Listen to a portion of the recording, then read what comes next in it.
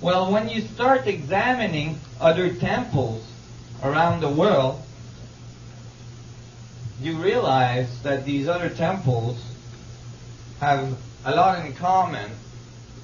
That is, they're all very, very difficult to explain with vine ropes, copper tools, no pulley, and so on.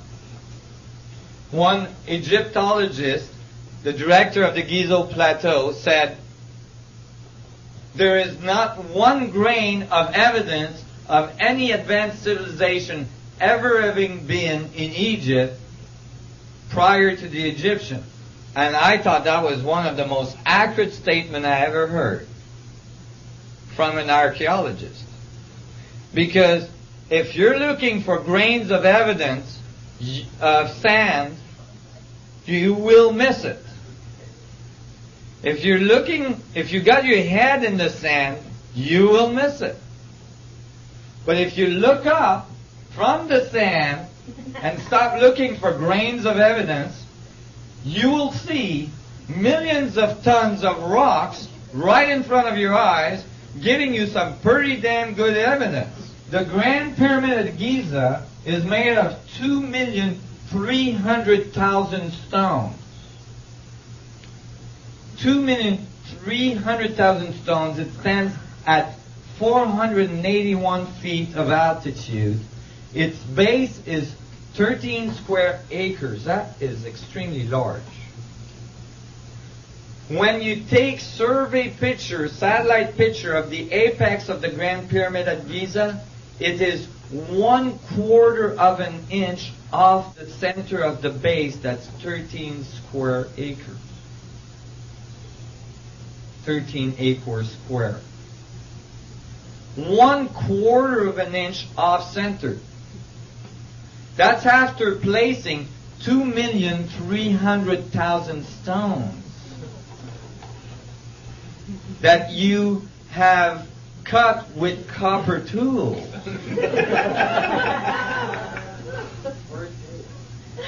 Yeah, you need some pretty good moonshine to do that one. But I guarantee you, that is extremely difficult to reproduce. In fact, there is no way engineering companies on this planet could ever reproduce that. Even with all of our modern technology, if we give them billions and billions of dollars, they couldn't come up with anything like that. Because if you divide 1/4 of an inch error by 2,300,000 stones, the accuracy at which you're placing these stones is outrageous. And we can't do anything like that. Our most accurate buildings, like telescopes, are not that accurate. They're not even close to having that kind of accuracy. Go ahead. So you could say we've just barely come out of the Dark Ages. Basically, or we got into the Dark Ages. Because it seems that there was people that were doing a heck of a lot better than us.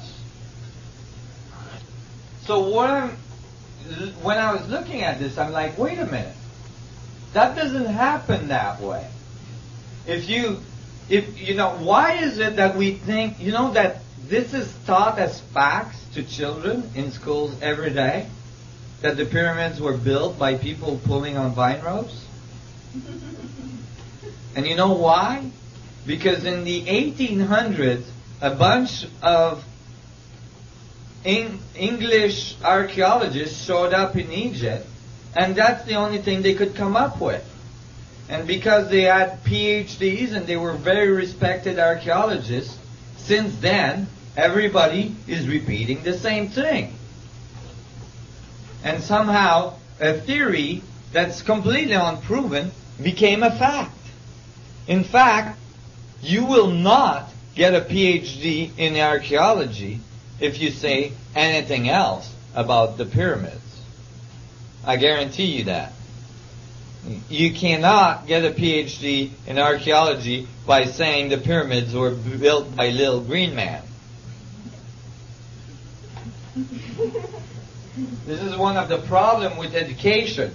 a whole bunch of people repeating what they've all been taught doesn't advance the field very rapidly. Because everybody is repeating the same thing, you're not going anywhere. So, but these archaeologists never actually, I know they're not mathematicians, but this is simple mathematics, okay? You take the number of stone, they tell you that the pyramids had to be built in 20 years, okay? So that the dynastic Egypt worked. And then you calculate how fast they had to put the stones in. At 7 days a week, 10 hours a day, 365 days a year, for 20 years, they had to place the stone every 2 minutes to finish the pyramid on time. With that level of accuracy. Never mind. But then the archaeologists say, no, those were farmers. They could only build the pyramids during the time of the flood of the Nile when they couldn't work in the fields. 3 months out of the year. See, when they had that 3 months vacation, hey, let's all go and build a huge pyramid. So they went out there and built pyramids 3 months out of the year. You redo your calculation. Now they have to place a rock every 2 seconds to make it in 20 years. So that really doesn't work.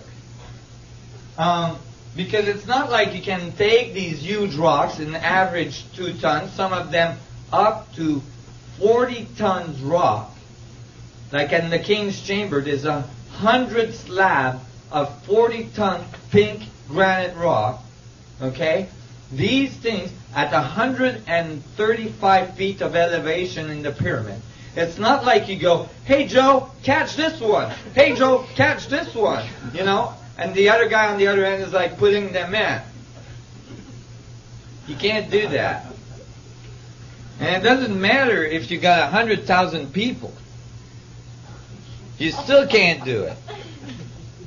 And they tell you they did that by rolling the rocks on logs. Well, they might have not noticed, but these pyramids are in the middle of a desert. You need a lot of logs to move 2,300,000 stone. Where did the wood come from? When you ask them that, they say, oh, they imported it from Europe.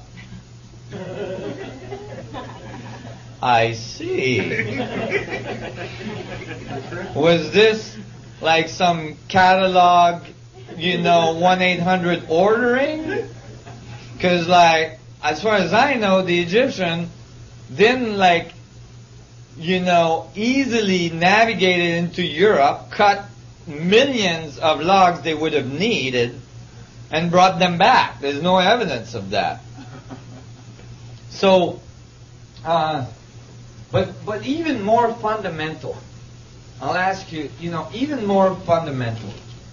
The fundamental axioms of archaeology is that you observe and decode the remains of a civilization to understand its morses and its activities and all this, right? Okay. There is over 1 million hieroglyph walls in Egypt. Thousands and thousands of hieroglyph walls in Egypt. In the temples, in the tombs, everywhere. They tell us how they made love. They tell us how they eat. They tell us how they went to the washroom. They tell us everything about their life. Everything. Not one of those walls mentioned building the pyramids. What? They forgot? You're talking about something that would have taken a huge effort. You'd think they would have put at least a little wall somewhere saying, oh, by the way, we built the pyramids.